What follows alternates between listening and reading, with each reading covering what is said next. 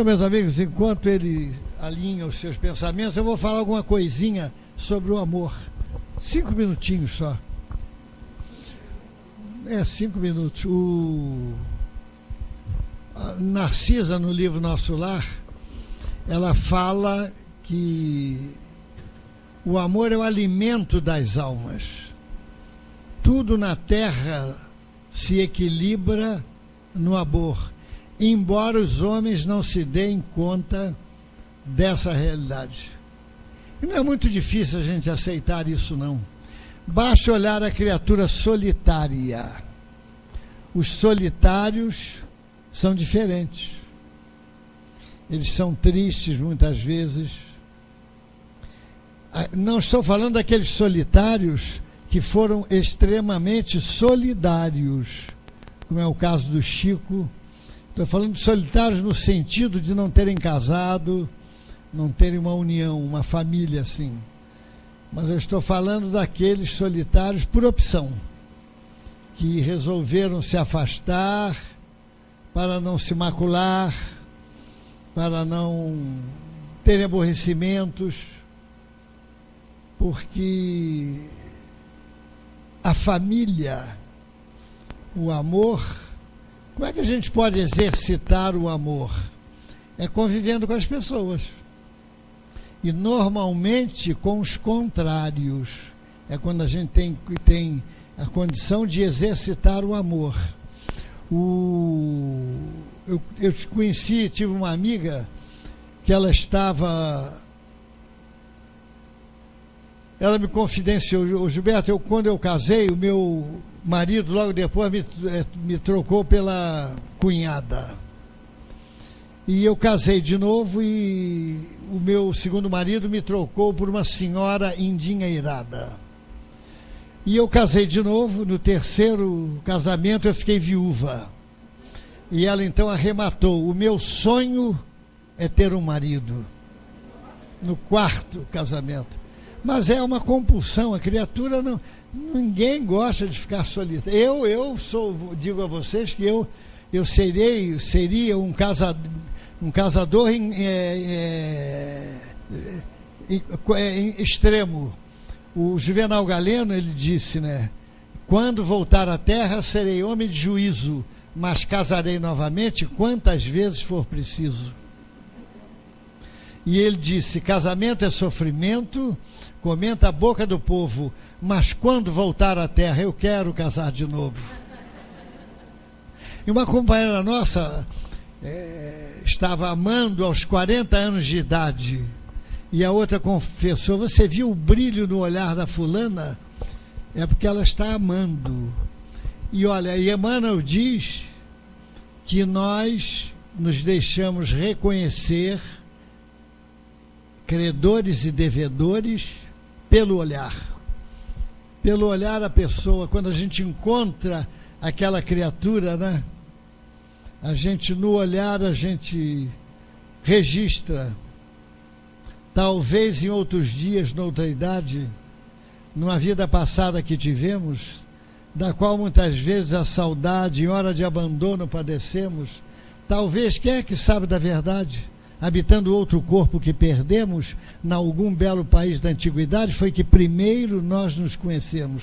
Assim, por isso, é que depois, querida, nas aventuras da presente vida, ao te encontrar pelo primeiro dia, cá dentro qualquer coisa me falava que não sei de onde já te conhecia e não, desde não sei quando já te amava.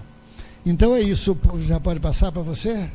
Só uma historinha e volta para você. Tá. Lembrando aqui, o Chico Xavier, ele tem 2 livros. Ele tem 400 e pouco, mas dos 2 que a gente está falando, é o Instruções Psicofônicas e o Vozes do Grande Além. São 2 livros que foram compostos com as mensagens finais das reuniões mediúnicas onde Chico participava.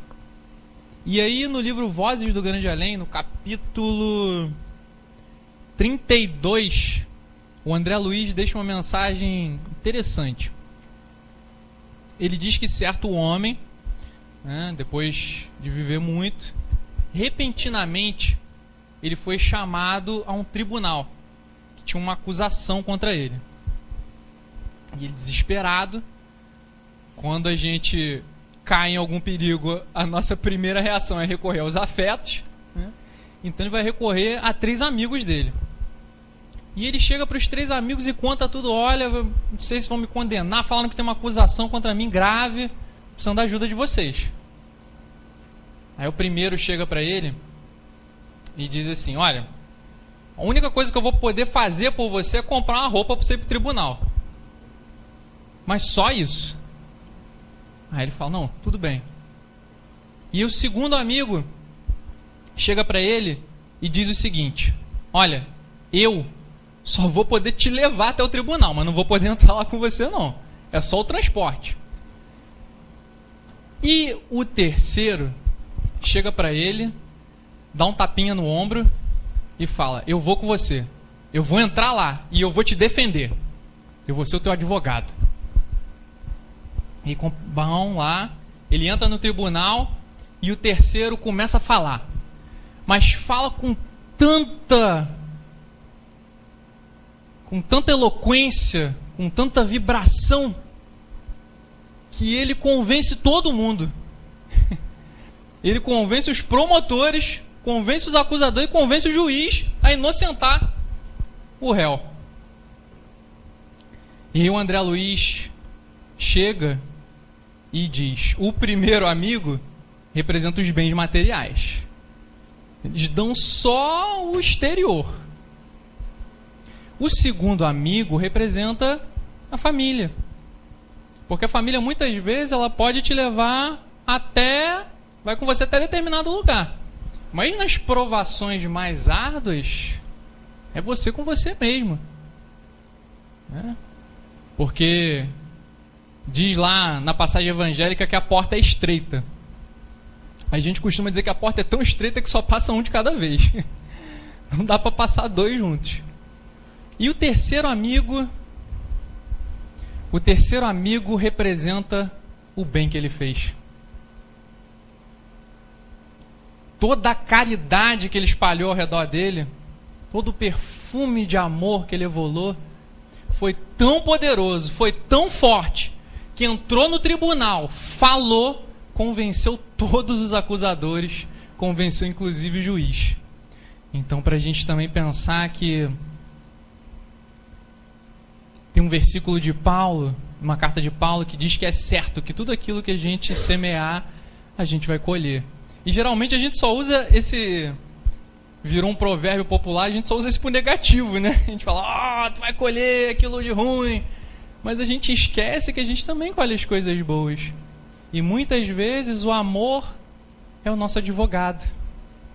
Né? Quando às vezes todos nos abandonam, inclusive a família, os melhores amigos, o amor vai falar por nós. E só para tornar concreto esse exemplo, na história da Madre Teresa, que a gente havia contado há poucos minutos, o garoto que chega para impedir os outros que estavam ameaçando ela, sabe quem era o garoto? Um garoto de quem ela havia cuidado. Olha o advogado, chamado amor.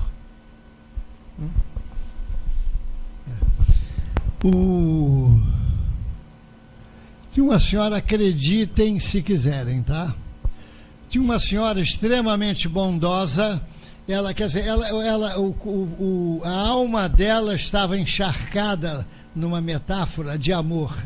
Ela amava tanto, ela criou os filhos, e um dia ela abriu a porta, tinha 3 crianças colocadas lá. E ela pegou e botou para dentro de casa. Começou a cuidar. 2 dias depois, mais 3 crianças. Resumo, ela ficou com 14 crianças. Foi cuidando. Mas 14 crianças não é brincadeira. E às vezes faltava comida. Um dia que faltou comida, mais extremamente, ela... Eu vou levantar porque aí o estômago fica, o diafragma preso, entendeu? Aí fica mais difícil. E aí, o que eu vou fazer, meu Deus, para dar comida a essas crianças? Aí olhou na encruzilhada um frango. Ela apanhou o frango e levou para casa. E quando faltava comida, o frango da encruzilhada salvava. E ela começou a notar que começou a aparecer mais frango na encruzilhada. As 14 crianças foram criadas, 18 anos de idade, ela fechou a casa, voltou para Vitória, Espírito Santo, onde ela era a sua terra natal, espírita, foi ao centro, última fila, última cadeira, quando o Espírito fala, incorporado, Maria José da Silva, era ela. Ela falou, deve ter uma xará aqui, alguma homônima, porque não, é com você mesmo que eu estou falando. Olha, quando você tirou o primeiro frango da encruzilhada, eu estava lá e eu me irritei com você, eu e meus amigos. Mas nós fomos ver por quê, porque a curiosidade, eu acho que era um espírito feminino e a curiosidade continua depois do corpo nas mulheres. Então ele foi lá ver por que levou o frango. Quando ele viu que eram crianças, aí, quem é que não se queda, como ele falou, o indiano lá, ao amor, ao toque do amor? Aí começaram eles a arrumar mais frango, pedir mais frango. Então ele completou, olha, a senhora foi a responsável pela renovação minha e de meus 252 amigos. Vejam, um gesto simples, meu Deus do céu. Tem gente que diz, eu não posso fazer, quem sou eu para amar, quem sou eu para fazer o bem, quem sou eu não conheço, eu sou imperfeito, não, ninguém, todo mundo aqui pode. Não há ninguém aqui que não possa fazer o bem. Todos aqui podem. Sheila, 18 anos de idade, alguns já conhecem essa história. Evangelizava numa cidade pobre, em Minas, vidros quebrados, no centro, caído. Quando um dia entrou um garoto, ela dava 4 aulas ao sábado de 8 a meio-dia. 4 aulas, de 8 às 9, 9 às 10, às 11 e a meio-dia. E um dia entrou um garoto de 14 anos com uma barra de ferro na mão e começava a bater sistematicamente nos móveis, no chão, não dizia nada. Um dia ela chegou perto dele e ele foi se aproximando dele, e então ele rasgou os desenhos que os alunos de Sheila faziam. Aí ela ficou brava com ele. Mas como você faz isso? A resposta dele para ela, ô sua burra, você acha que eu não sei desenhar? Ela, evangelizada, deu papel e lápis para ele. Ele fez um Pato Donald perfeito. Então ele passou a ilustrar a historinha que Sheila contava para os seus alunos. Foi se acalmando, trazia a barra de ferro, não batia mais, deixava no chão, mas começou a ter pesadelos, porque foi registrado na reunião mediúnica que ele fora o chefe da falange de obsessores daquela região. E quando ele tinha pesadelos, a Sheila falou, você canta aquela musiquinha, a importância da música que nós cantamos durante as aulas. Jesus é meu Senhor, com Jesus eu não tenho nada a temer. Eu não vou dizer a melodia, porque se eu disser vocês vão embora, porque eu desafino até em parabéns para você, só para ter uma ideia. Então, ele cantava e o pesadelo ia embora, foi indo embora. Passou o tempo, ele mudou. Aos 17 anos morreu vítima de uma bala perdida. 15 anos depois, na reunião mediúnica, um espírito fala, eu vim aqui agradecer, reunião mediúnica que Sheila trabalhava, porque eu fui apresentado a Jesus. A professora, a tia, me apresentou a Jesus. Hoje eu sou de Jesus. E para provar que ele era de Jesus, que ele era ele cantou a musiquinha que ela ensinara na história. Gente, e nós, será que a gente foi apresentado já a Jesus? Fomos? Eu digo que fomos. Todos nós aqui fomos apresentados a Jesus. E nós fizemos mais. Nós pedimos, prometemos. Nós fizemos mais, nós prometemos servir a Jesus. Do jeito que a gente pode, não precisa querer virar santo da noite para o dia, não. A gente pode dar um bom dia, uma boa tarde. O vendedor, eu vou passar já para você, fique calmo. Não, eu vou passar. O rapaz vendia livros para sustentar a sua aula de medicina, que ele não tinha recursos. Bateu numa casa simples, uma senhora menina, uma jovem simpática atendeu. Ele disse: estou vendendo livros para sustentar o meu curso de medicina. Ela falou: ah, meu jovem, nós não temos dinheiro. Minha mãe é viúva, mas olha, minha mãe me ensinou que nós devemos tratar sempre bem aos estranhos.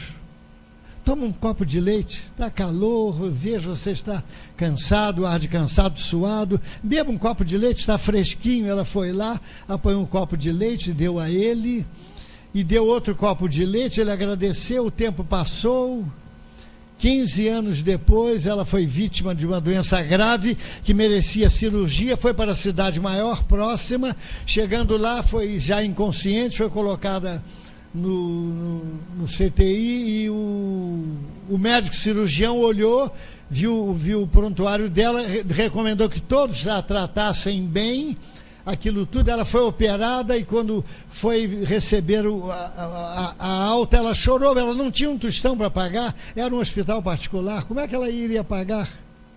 Então aparecia, valor da operação tanto, anestesista, remédios, aquilo tudo, né? Total tanto, pagos por 2 copos de leite. Ele foi o cirurgião, gente, que ganhou, aquele rapaz que ganhou 2 copos de leite. O outro, gerente de um frigorífico, entrou no frigorífico 5:30 da tarde, e a porta bateu e fechou. Não adiantava gritar, ia morrer de congelado. Meia hora depois a porta se abriu, o vigia: mas como? Por que você abriu a porta? Não, curiosidade, porque o senhor, vejam a importância de um boa tarde, que todos nós aqui podemos dar. Ainda que a pessoa não responda, vamos continuar dando boa tarde. O senhor é a única pessoa nesta empresa que me dá boa tarde quando eu chego, pergunta como vai a minha família, sempre com um sorriso, um ar de simpatia. E eu vi o seu celular, o seu casaco na mesa, mas não lhe vi, fiquei curioso, fui atrás, não lhe encontrei, me deu a vontade de abrir a porta do frigorífico. Então, gente, 2 copos de leite, um boa tarde, salvaram 2 vidas. Nada que a gente faça no bem morre. Se você afagar um cachorro, um bicho, você recebe de volta aquele afago, aquilo tudo. Dá de ti o quanto puderes, o talento, a energia, o coração. Dá de ti para os homens e as mulheres o que as fontes dão, e dá de ti o sapato que não queres ou a capa que não vestes no verão. Dá de ti do que fores e tiveres, o talento, a energia, o coração. Darás sem refletir, sem ser notado, de modo que a ninguém deva dinheiro, nem te diga obrigado. E verás um dia que viveste fazendo economia de talento, energia e coração. E aí, para ilustrar, né, que palavras podem salvar a gente, Eurípides Barçanufo, Sacramento, início do século XX. Eurípides ajudava a cidade toda, despertava ódios, porque interior de Minas, se falar em doutrina espírita, achavam que era coisa ruim. E certa vez envolveram um movimento para matar Eurípides, matar ele. Eurípides está cuidando lá da pessoa que estava necessitando, e aparece um espírito para ele e fala: Eurípides, cuidado, porque na próxima esquina vai ter um homem querendo te matar. Ele fala: tudo bem. Acaba de atender a mulher, né?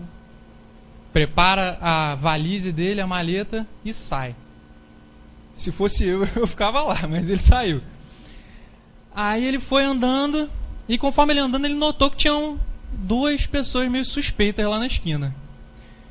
Aí ele começou a orar a Deus, começou a se concentrar. E aí quando ele passou pela esquina, ele virou para os indivíduos encapuzados, mas falou do fundo do coração: boa noite. Os caras enregelaram, começaram a chorar na hora e não aguentaram. Falaram que tinham sido contratados para poder acabar com ele. E um boa noite, com amor profundo de Eurípides, né, foi capaz de desarmar eles. Mas aí a gente lembrou de uma historinha que o Humberto de Campos narra, não me recordo o livro. Jesus é chamado para atender uma pessoa doente. E aí ele se vira para Simão Pedro e fala: Pedro, eu preciso sair agora, e caso alguém procure aqui, pregue a verdade do Evangelho para eles. E Jesus sai. Eu acho legal que a gente muitas vezes se identifica com Pedro, né? E aí entra o primeiro, procurando esclarecimento. Ele começa a falar dos problemas que está passando, e o Pedro senta o pau nele: mas o que você está reclamando? Eu te conheço. Você é um salafrário, você engana todo mundo, você não tá... E detona ele com a verdade. Fala toda a verdade para ele.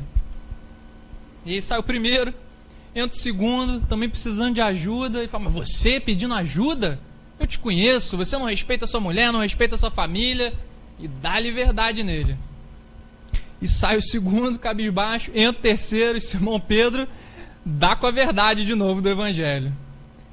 E o terceiro também sai cabisbaixo. Jesus retorna e pergunta: como foi, Pedro? Você pregou a verdade do Evangelho? E Jesus já sabia de tudo. Simão Pedro olha para ele, compreendendo que já havia errado. E aí Jesus fala para ele, né, que não era para pegar a verdade do Evangelho machucando, mas que era para pregar a verdade do Evangelho com amor. Dizia Chico Xavier que é preciso diluir uma gota de verdade em 1 litro de amor. Porque a gente não pode jogar a verdade como água fervendo no rosto dos outros, né? A gente também não precisa ser omisso, né? Mas tem que ter carinho, tem que ter jeito, tem que ter esse amor no meio da fórmula. E a gente lembra também de uma historinha de um monge indiano, que ele era muito famoso por reconciliar casais. E aí certa vez um casal procura ele, e ele chama um dos aprendizes dele para assistir a reunião, para aprender também.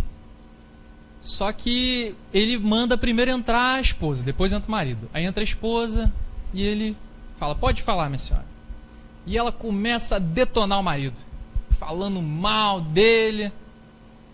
E aí no final ela termina e ele vira para ela e diz: minha senhora, a senhora parece ter toda a razão. E ela sai. E aí entra o marido. E o marido também detona a mulher. Fala mal dela, fala todos os defeitos. E aí ele termina de falar, ele vira para o marido e fala: meu senhor, eu acho que você tem toda a razão. Aí o marido sai. Aí o discípulo vira para ele: mas eu não entendi. Quem que tem a razão? Ele vira para o discípulo e fala: não é que você tem razão? Então, a questão da historinha é o seguinte: muitas vezes a gente se envolve em discussões, se envolve em brigas, sabe para quê? Para ter a razão. E quantas vezes a nossa razão fulmina o outro? Às vezes você está certo mesmo, o outro está errado. Só que você usa a verdade como um chicote. Não é assim. O que vale você ganhar uma disputa, ganhar uma briga e machucar um coração? Será que vale a pena? Então muitas vezes a gente tem que ter cuidado para não ser Simão Pedro. E aí uma coisa que eu me perguntava muitas vezes é por que Jesus escolheu Simão Pedro? Porque Simão Pedro dava cada mancada, né? E uma vez, lendo num livro, não me lembro qual, mas diz que Jesus havia escolhido Simão Pedro justamente porque confiava nele. Muitas vezes o plano superior, ele faz investimentos em nós sem que nós saibamos, né? O Haroldo Dutra Dias, o palestrante, ele tem um dizer bonito, que que ele diz que Jesus olhava para Públio Lentulus e via Emmanuel. Públio Lentulus foi uma existência passada do espírito Emmanuel, que psicografava através do médium Chico Xavier e que cometeu erros aos tempos de Jesus, teve um encontro pessoal com o mestre e infelizmente naquela existência não aproveitou. Mas a gente tem que ter a noção de que Deus é Pai e que Ele está olhando por todos nós e que Ele tem esperança em cada um de nós. Porque Ele olha para a gente, mas Ele vê muito além. Ele olhava para Públio Lentulus, mas vendo Emmanuel. Porque às vezes a gente se pergunta, por que a misericórdia divina dá oportunidades para pessoas que às vezes, à primeira vista, a gente acha que não merecem. Mas, caramba, né? O sujeito, o negócio dá certo ainda para ele. A gente não deve questionar Deus, mas a gente deve saber que Ele vê muito além de nós. E o Camille Flammarion tem uma frase bonita que ele diz assim: precisamos olhar menos para a terra e mais para o céu, porque o silêncio do céu é mais eloquente do que todas as vozes humanas. Ontem eu fui, porque eu acordo, eu durmo quando a estrela está no alto e acordo com os sabiás cantando, porque eu observei que eles cantam primeiro do que o galo. Então eu fui para um jornal e eu vi um objeto brilhando, pulsando na direção do leste. E pulsava e se dividia e brilhava duas luzezinhas, ficou brilhando. Eu gostaria que fosse um disco voador, né? Mas não sei, pode ser um satélite, não sei, mas que era diferente, não era estrela, não era. Mas ele foi sumindo na mesma direção. Mas não pensem, porque a gente está falando, exceto tirando o Blue, não é claro, que a gente é virtuoso, não. Porque o orador desencarnou e foi para as portas de nosso lar. Chegando lá, companheiro, não dá para entrar ainda não. Tem uma sombra aqui na tua ficha que não está deixando você entrar. E nisso ele olha, ele viu um amigo dele, que era motorista profissional na terra, lá dentro com uma aurazinha de meio roxo e alegre, dando adeus para ele. Meu Deus do céu, como é que pode? Ele, motorista, ele dirigia, corria, avançava sinais, era precipitado, e eu ensinei o caminho do céu para o povo. Eu estou aqui do lado de fora e ele lá dentro. Pois é, a diferença, meu amigo, é que enquanto o senhor falava, o povo dormia, e enquanto ele dirigia, o povo rezava por ele.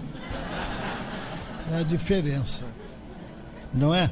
Eu conheci uma senhora de 90 anos no supermercado, 90 anos, simpática. Então ela me disse, olha, eu tenho 90 anos, ainda trabalho, tomo conta de uma senhora de 70 anos, vou ao caixa eletrônico sozinho, pago minhas contas, sou viúva há 50 anos. Eu digo, está explicada a razão do sucesso. Viúva há 50 anos. Bom, eu vou dar um conselho aos jovens: se casem com quem goste de conversar. Nada pior do que você casar com uma pessoa que não gosta de conversar. Porque já pensou? Eu tenho uma amiga que ela manteve com o marido um monólogo animado durante 20 anos. Você vai jantar? Vou. Vai tomar banho? Não. Mas ela não se incomodava, mantinha esse diálogo, porque, gente, ela estava plantando sementes que iam germinar no futuro de uma união saudável, feliz para ela. Então é isso, quer dizer, a gente tem que ter paciência agora, com uma outra que eu vou falar pouco, viu, porque o garoto chegou para o orador e disse, o senhor é o melhor orador daqui. Não, como que é isso? Tem tanta gente boa aí. Por que eu sou o melhor orador? Porque o senhor fala pouco, o garoto disse para ele. Então eu vou falar pouco. Só até, como são dois, quer dizer, 40 minutos cada um, só 1h30, tá bom, né? A gente sai aqui às 9:45, né? Semana do carnaval, tá tudo bem, tudo é festa, né? Bom, e então, casem com quem gosta de conversar. Porque não há nada pior do que a pessoa Não é ficar um em cada canto, embora hoje tenha esse problema da internet, do Zap Zap, que é um problema sério. Eu já vi o Zap Zap afastar famílias. Você só vive com essa porcaria desse Zap Zap, né? Então o garoto estava zapeando no ônibus, freneticamente entrou um adepto dessas religiões bíblicas, né, presas, e sentou ao lado dele um senhor, disse: meu filho, abandona isso, larga isso não é de Deus, fica você aí com isso. E ele, sem olhar para o homem, disse: aceita Jesus, aceita Jesus. Ele disse para o rapaz, né? E o rapaz: tudo bem se ele me adicionar. Ele tem o WhatsApp? Perguntou. E para voltar para o Bruno, o ceguinho, o bom humor é tudo, viu, gente? O bom humor é tudo. Olha, a gente não deve desanimar. Eu estava numa clínica, encontrei um orador, amigo meu, tem uns 3 anos isso. E conversando com ele, aquilo tudo pela idade dele, né? Ele falou 64 anos. Quando ele saiu, olha, o Bertold Brecht diz o seguinte: as mulheres não nasceram para serem compreendidas, nasceram para serem amadas.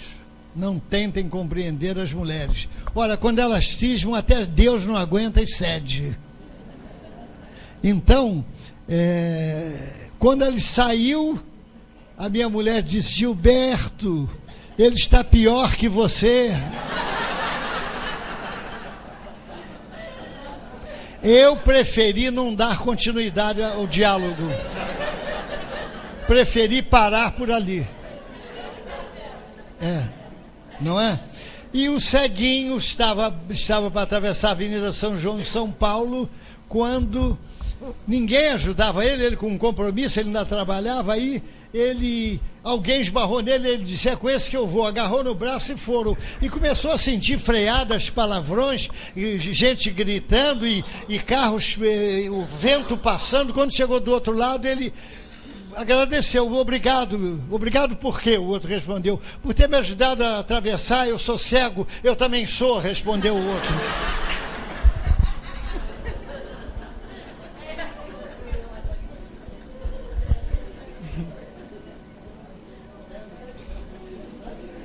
Essa é uma história, é uma historinha, né? Não é uma história verídica, né?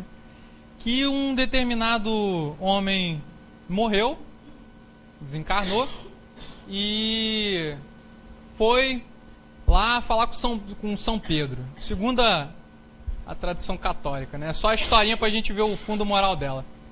E chegado lá, Pedro falou para ele: olha, você pode escolher para onde você vai. E aí ele resolve subir em cima do muro para ficar observando, de um lado o inferno, do outro lado o céu.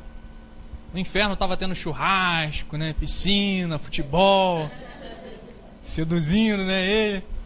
E ela vê no céu todo mundo trabalhando pra caramba, ocupado, estudando, e ele numa dúvida danada. Quando ele notou que as pessoas que estavam do lado que era o céu começaram a olhar para ele e se preocupar com ele, falando: vem para cá, vem para cá. E aí ele olhava para o outro lado, no inferno, o pessoal de óculos escuros, mó solzão, ninguém dando bola para ele. Isso não é possível, cara.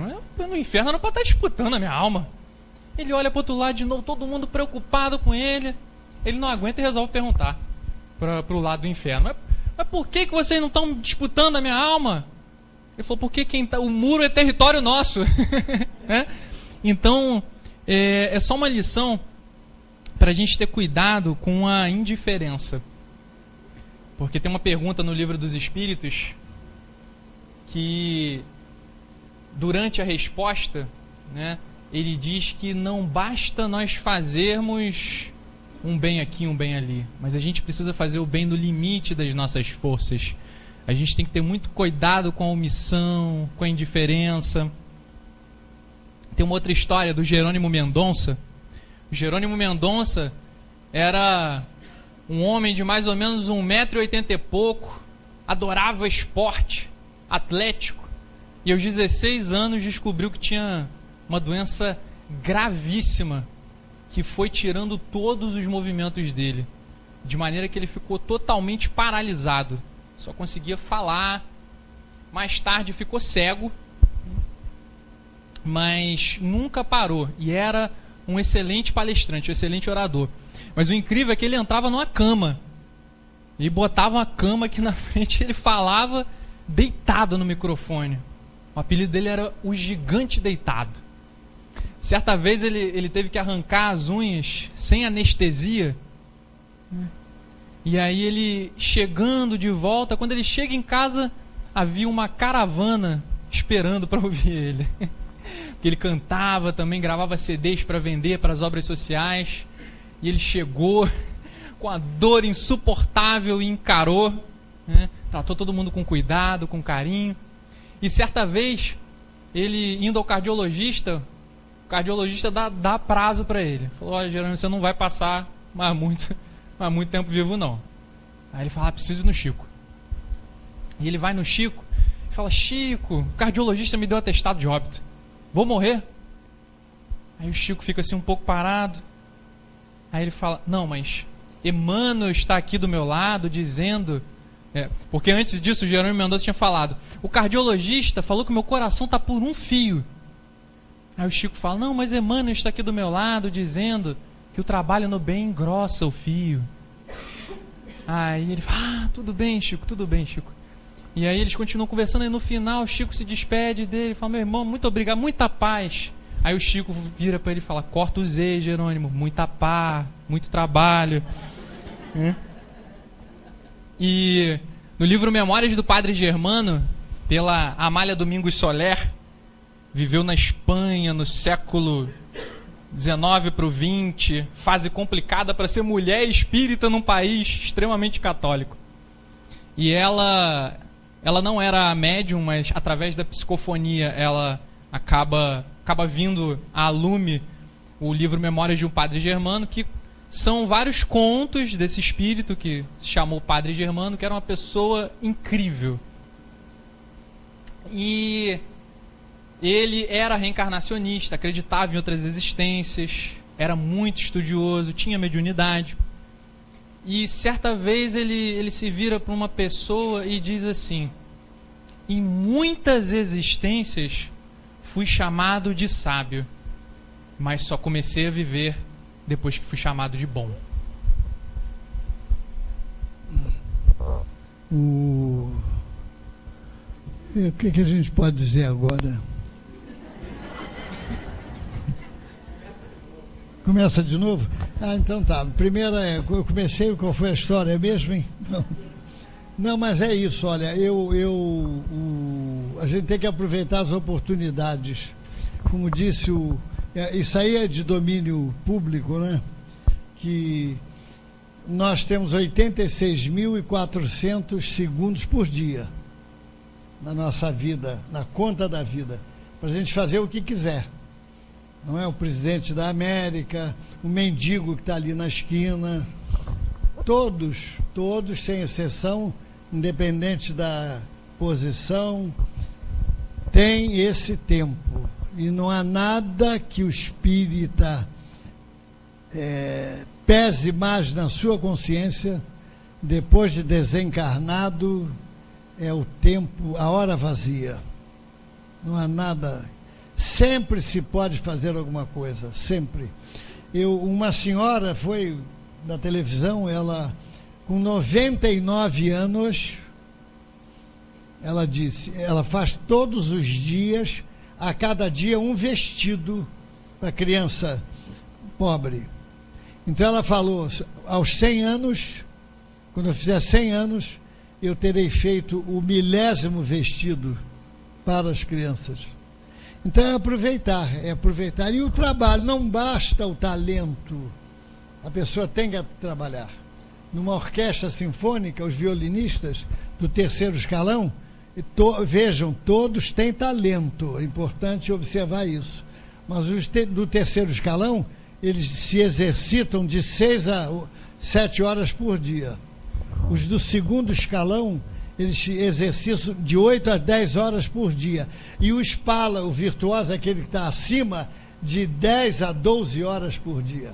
Então é isso, nós temos que trabalhar, nós temos que aproveitar e trabalhar sempre, porque nós vamos nos esmerando. Tinha uma senhora que vendia, como é aquele doce que faz com angu, como é, paçoca, não, pamonha, ela vendia pamonha lá em Bauru, mas ninguém fazia uma pamonha de tanta qualidade quanto ela. Então ela vendia pamonha numa carrocinha, depois ela conseguiu um trailer, depois ela conseguiu uma loja e educou 3 filhos, inclusive na faculdade, vendendo pamonha. Então o importante é a pessoa, o que faz, fazer com dedicação, fazer com empenho, fazer com amor. Eu fui fazer uma palestra em Teresópolis e teve um senhor com 83 anos, ele me confidenciou. Eu entrei aqui há 15 anos atrás, dei bom dia, a palestra domingo de manhã, dei bom dia para a presidente que estava na porta, o salão é à esquerda, eu fui, e quando eu olhei as cadeiras estavam desarrumadas, iguais a essa. Ele arrumou as cadeiras, notou que ao final da palestra as pessoas saíam e deixavam desarrumadas. Ele arrumou de novo, apagou as luzes e fechou as janelas. Daí ele falou, sorrindo para mim, Gilberto, eu faço isso há 15 anos. Então ele não pediu a ela se podia fazer. Ele foi fazendo. Ele pegou e foi fazendo. E os espíritos, eles fazem tanta coisa. O Chico perguntou a Emmanuel, o que é essa história de fazer o bem sempre? O que quer dizer isso? A Emmanuel falou, olha o relógio, eu estou olhando, olha os ponteiros, sim, eles andam para trás? Não, então fazer o bem é isso, é igual o relógio, andar sempre para frente, ou fazer sempre o bem. E o bem a gente faz quando inicia o dia, uma prece. Quem é que não pode fazer uma prece? O Oscar Carneiro, que tinha uma doença que, se não me engano, o nome é tabes dorsalis, que na escala das dores é a segunda intensidade pior. E ele estava paralítico na cama, ele era espírita. Então um médico amigo dele ia levar um recém-formado na medicina, um rapaz, que estava com a ideia do suicídio. Então ele orou pedindo a Deus que o inspirasse para que ele falasse o melhor para aquele rapaz. Ele morava no Rocha, numa casa. Quando ele viu o médico, bateu no portão com o rapaz, ele teve a crise mais intensa daquela doença. Então ele atendia sorrindo o rapaz, com lágrimas caindo de dor. Porque às vezes a gente tem uma dor pequenininha e sofre muito. Porque dor é uma coisa, sofrimento é outra. E às vezes a gente tem uma dor grande, como era o caso do Jerônimo Mendonça, e sofre muito pouco. Ele era alegre, bem-humorado. Então, quando o rapaz viu que ele, com aquela doença que ele conhecia, era médico, e estava no auge da crise, e o atendendo e consolando, ele falou, não, esse negócio de espiritismo tem alguma coisa aí atrás. Não pode ser coisa ruim, porque coisa fácil, artificial, porque ninguém tira de dentro aquilo que não tem. A pessoa só tira aquilo que tem. Então é isso. Eu para encerrar a minha parte, e falando sobre o tempo, né? O tempo, passa o tempo e corre tanto em sua marcha milenar. Eu já falei essa, não? Não, né? Não, achei que eu tinha falado. Eu falo tanto, repito que... Passa o tempo e corre tanto em sua marcha milenar, indiferente ao riso, alheio ao pranto e as alegrias, vai pondo os dias sobre os dias, como cotas a somar. Ódios, lutas, paixões, enganos, nem mesmo podem retardar. Sempre embuçado em seus arcanos, vai pondo os anos sobre os anos como parcelas a somar. Passa o presente a ser passado, passa o futuro a ser presente e a ser passado a de passar, enquanto o tempo indiferente, em seu constante caminhar, em sua marcha indefinida, vai pondo vida sobre vida em sua eterna conta de somar. Não falo mais, prometo hoje para vocês.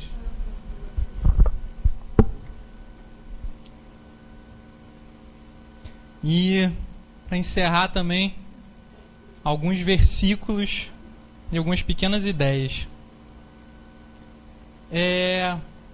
Tem uma mensagem no livro Vinha de Luz, não me recordo o número, mas é no início, que o Emmanuel, ele vai trabalhando a seguinte reflexão: por que o cristianismo no tempo de Jesus era tão diferente do de hoje?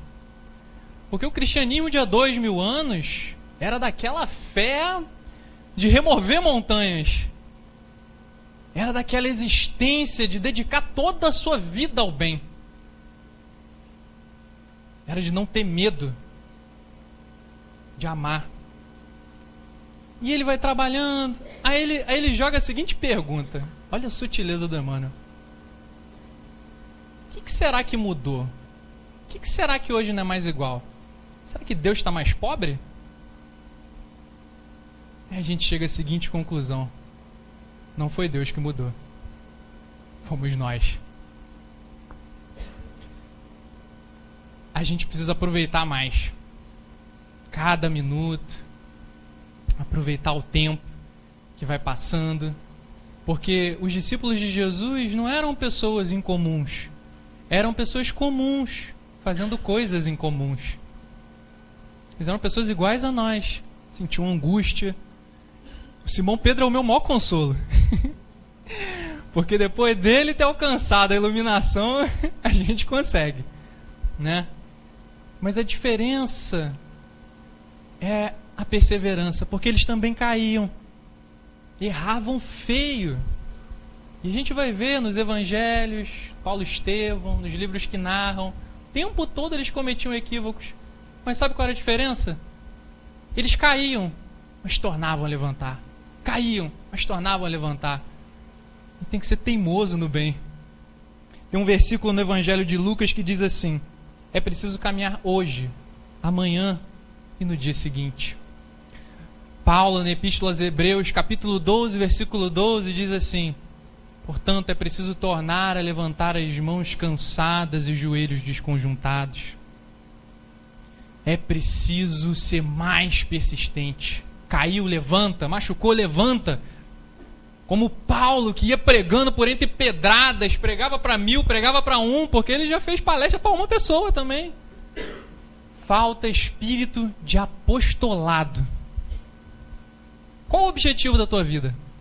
Da nossa vida? Pensa. Vamos pensar nisso. E, para realmente encerrar, uma epístola e um poema. Posso falar a língua, todas as línguas, ter todos os dons, o dom das profecias, mas se não tiver amor, nada sou. E a poesia, para fechar, eu não consigo falar de cabeça não, tá? Eu tenho que consultar os alfarrábios eletrônicos aqui. Meu irmão, tuas preces mais singelas são ouvidas no espaço ilimitado, mas sei que às vezes choras consternado ao silêncio da força que interpelas.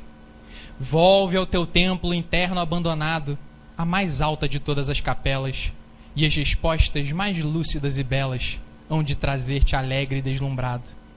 Ouve o teu coração em cada prece, Deus responde em ti mesmo e te esclarece com a força eterna da consolação. Compreenderás a dor que te domina sob a linguagem pura e peregrina da voz de Deus em luz de redenção. De Alta de Souza, por Chico Xavier. Então, galhardamente vencendo todos os obstáculos, chegamos ao final. Das outras conduz.